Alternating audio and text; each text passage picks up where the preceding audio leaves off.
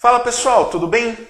Estamos aqui mais uma vez para estudar um pouquinho para CPR-EFL, nossa certificação para engenharia de requisitos. Eu tenho aqui, acho que eu já mostrei para vocês em outro vídeo, o livro que é base para essa certificação, que é o Fundamentos da Engenharia de Requisitos, e tudo que a gente falar aqui a gente está sempre remetendo ao livro, tá bom? Algumas pessoas comentaram os nossos vídeos lá, que a gente tem no canal alguns vídeos com simulados, né? E esses simulados para ajudar você a estudar e tudo mais. E algumas pessoas comentaram que queriam alguns vídeos com mais matéria e pediram também para fazer algumas coisas sobre a unidade 6, porque a unidade 6 ela é talvez a mais difícil ali para a gente estudar, tá bom? Então nós vamos falar da unidade 6. O primeiro vídeo que a gente vai pôr com matéria no canal vai ser da unidade 6, tá bom? Primeira coisa, para entender a unidade 6, a gente tem que entender o conceito de perspectivas, tá bom? O que são as perspectivas? É como se a gente estivesse olhando para os requisitos por algumas formas diferentes. Nós temos 3 perspectivas diferentes para olhar os requisitos. Então você está olhando a mesma informação por pontos de vista diferentes. Isso são as perspectivas, tá? Vou colocar aqui embaixo para a gente. Quais são as perspectivas? Então eu tenho uma primeira perspectiva, que é a perspectiva funcional. Essa perspectiva, ela está mais ligada às funções mesmo, tá certo? Eu tenho uma segunda perspectiva, que é a perspectiva estrutural. Então, é uma perspectiva que está mais ligada à estrutura de dados que eu vou usar naqueles requisitos.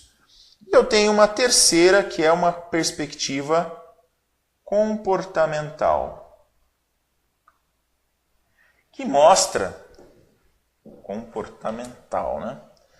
que mostra o comportamento do meu sistema em relação ao contexto. Tudo bem?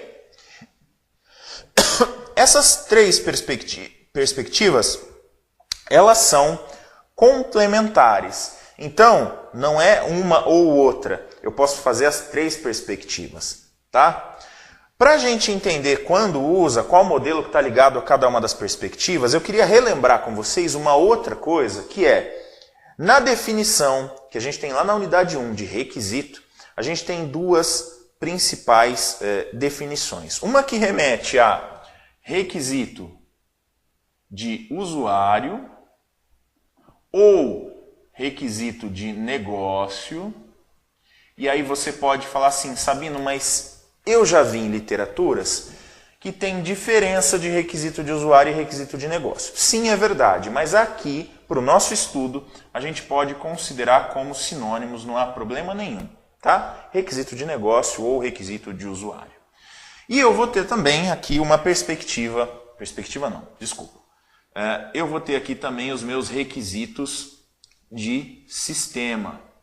É um outro nível de detalhamento dos requisitos. Então aqui os requisitos eles estão num menor nível de detalhe e aqui eu já estou num maior nível de detalhe. Aqui eu estou focado no problema e aqui eu estou focado na solução, tá? Então aqui o foco é no problema.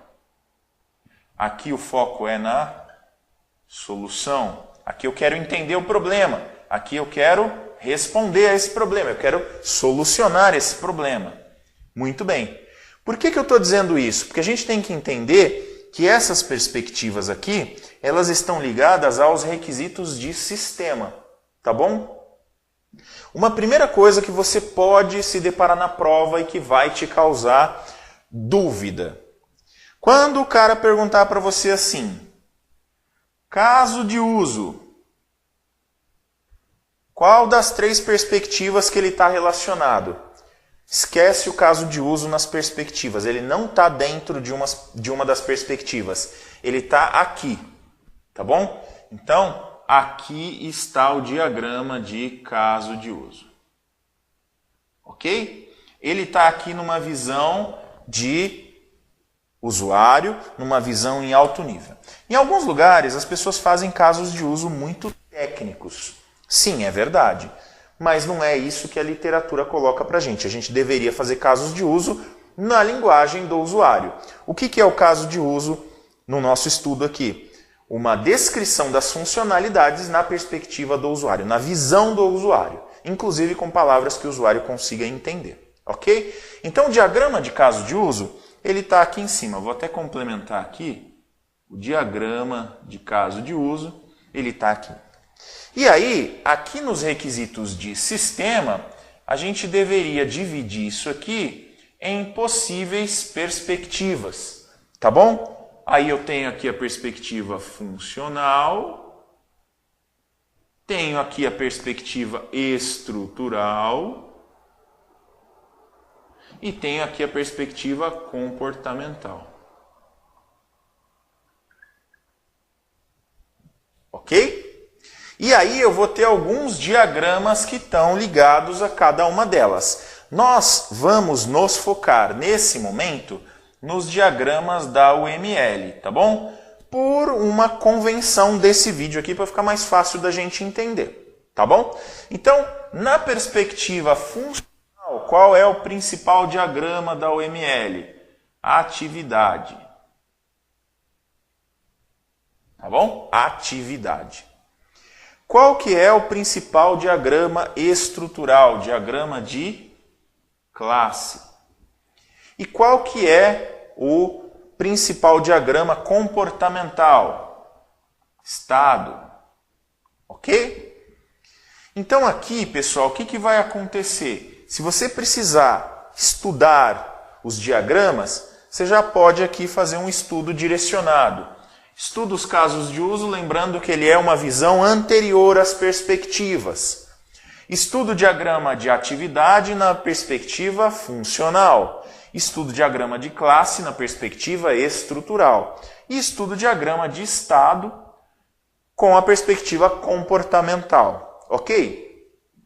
Isso aqui já te ajuda muito. Por quê? Porque os outros diagramas, depois nos próximos vídeos a gente vai ver os outros diagramas que não são do OML. Eles estão muito relacionados a esses diagramas aqui.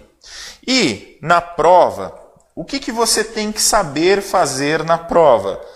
Você tem que saber ler os diagramas.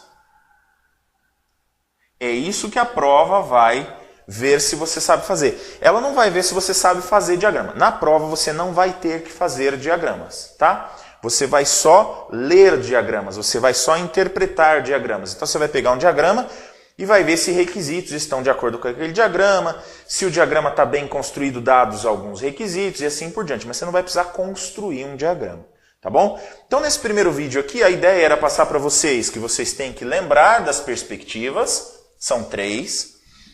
A perspectiva funcional, a estrutural e a comportamental.